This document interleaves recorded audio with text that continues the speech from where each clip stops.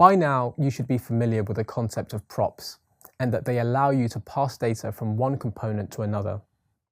Developers use props when they want the flow of data in the app to be dynamic. This makes the app more versatile, helping it consume data easier. In this video, you'll learn the syntax involved to use props in components. You'll also explore the passing of props to and within a component using functions. During this course, you were introduced to an example of how to build a simple blog layout in React using components. Now you'll be introduced to a new component called the nav component. Developers commonly build navigation menus using HTML unordered lists. A navigation menu is basically just a list which can be styled easily with CSS. Such a snippet of code is well suited to be placed in its own React component, making use of the HTML nav element to act as the block of code to return the JSX from inside the function. For example, the return statement can contain several HTML-like elements such as UL and LI tags. And this same nav component can also be rendered as a JSX element to which we can pass dynamic value with props. In order to do this successfully, you need to be comfortable with the concept of attributes. The best way to develop an understanding of attributes is with a live example of building a component using props. Here's a practical way to work with props.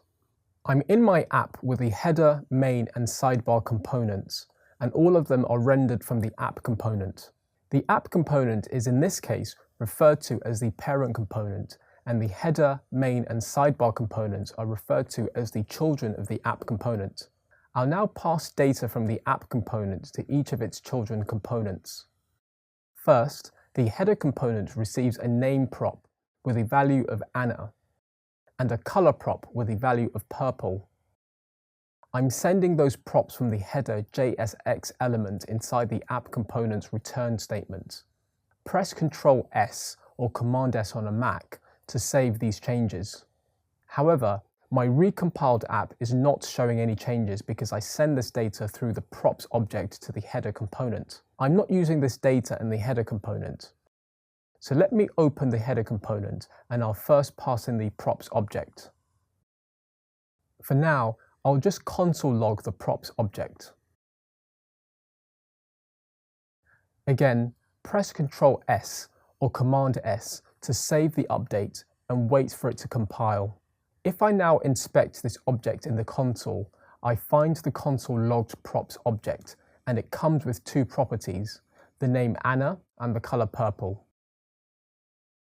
I can now access the values of the two properties inside the header component using props.name and props.color. To make sure that the expressions are evaluated inside the JSX syntax, I must surround them with an opening and a closing curly brace. I press Ctrl S or Command S on the Mac again and wait for it to compile. Now my header shows the props data it received from the parent component. I'll now update the main and sidebar too. Back in the app component's render statement, I add the greet prop with the value of howdy in the main JSX element and the value of hi in the sidebar JSX element. I open the main component's file and receive the props object,